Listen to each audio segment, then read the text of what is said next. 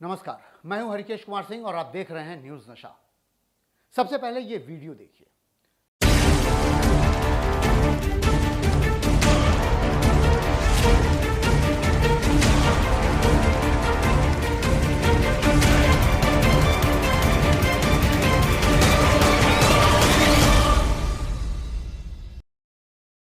यह है central Vista का वीडियो। सेंट्रल विस्टा के इनॉग्रेशन के समय में कल नरेंद्र मोदी ने जिसका उद्घाटन किया वो है अशोक स्तंभ का। अशोक स्तंभ आज से 2400 साल पहले अशोक के समय में 275 ईसा पूर्व की कहानी शुरू होती है।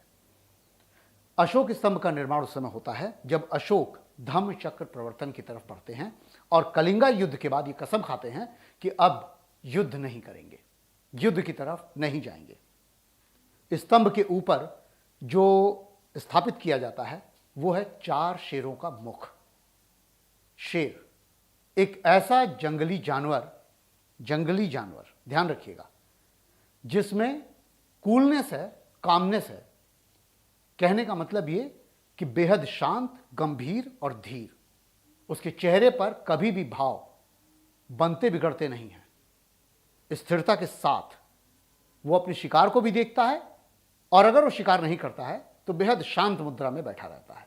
आप उसके सामने से निकल जाइए, उसके शरीर में कोई थिरकन, कोई हलचल नजर नहीं आएगी। अगर वो आपके सामने से भी गुजर रहा हो, आपको देखता हुआ भी गुजरेगा, तो आपको यह महसूस कराएगा कि वो शेर है।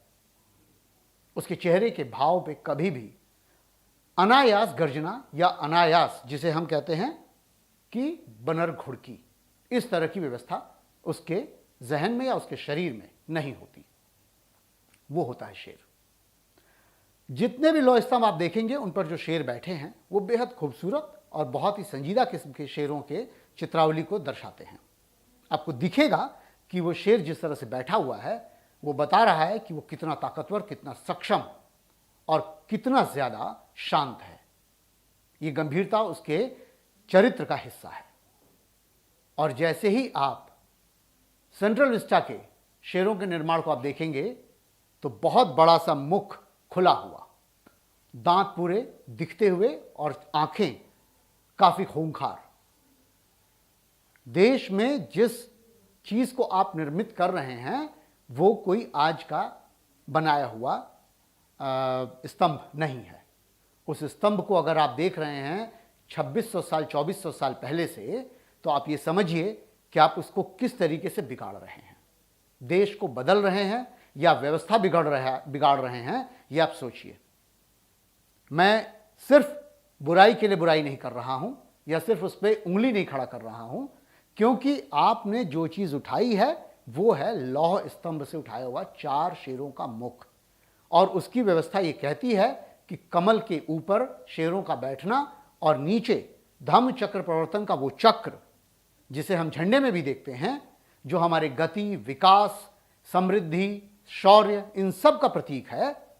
आप उसको समझिएगा कि कैसे यह व्यवस्था बिगाड़ की तरफ बढ़ रही है। संस्कृति से जोड़िए। शेर के मुख को कभी भी घर पे खुला हुआ नहीं बनाते। चित्र को आप कभी भी देखेंगे, किसी भी घर के ऊपर अगर मुख खुला हुआ है तो हमारे पंडित कहिए, चाहे हमारे शास्त्र कहिए, चाहे हमारी संस्कृति कहिए, शेर के मुख को खुला हुआ नहीं दिखाता। रीजन यही है कि शेर का मुख अगर खुला है तो सब कुछ ग्रास कर जाएगा। उसको कहते ही शार्दुल है, ग्राह है, सब कुछ खा जाएगा। इसका मतलब वो विनाशकारी है। ठीक हाल में आप देखें श्रीलंका के झंडे पर बना हुआ शेर, अगर आप वो देख रहे हैं तो आपको दिखाई देगा कि वो शेर का भी मुख खुला हुआ है। और इस समय श्रीलंका जिस दुर्गति में है वो भी आप जानते हैं। हम लोग जर्नलिज्म से हैं, मीडिया से रिलेटेड हैं। आपको बहुत ज़्यादा पुराना नहीं लेके जाऊंगा, 2010 2008 इसी पीरियड में लेके जाऊंगा। वॉइस ऑफ इंडिया एक चैनल आया था, उसका अगर आप लोगो याद करें, उसके लोगों में भी शेर का मुख खुला हुआ था।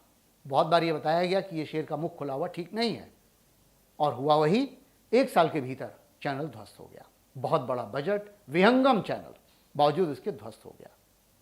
क्या भारत के प्रधानमंत्री, जिनका दम्भ है कि वो हिंदू राष्ट्र बनाना चाहते हैं, क्या इसी तरह का हिंदू राष्ट्र बनाना चाहते हैं?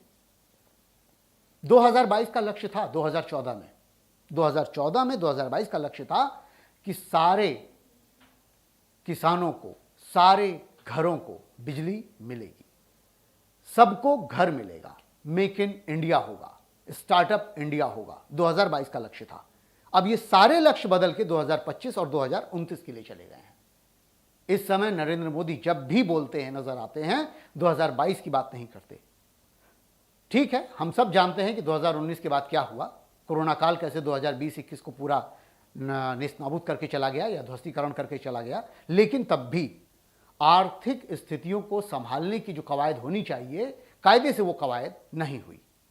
देश के लिए बेहद जरूरी है ये जानना, ये समझना कि अगर किसी चीज का स्वरूप बदला जा रहा है, और इस बदलने में आप ध्यान दीजिए, अमर जवान ज्योति वहां से हट चुका है।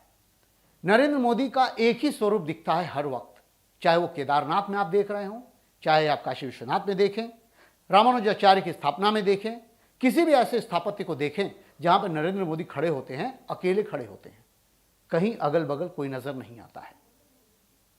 सिर्फ अकेले राजनेता, अकेले राजसत्ता के भोगी।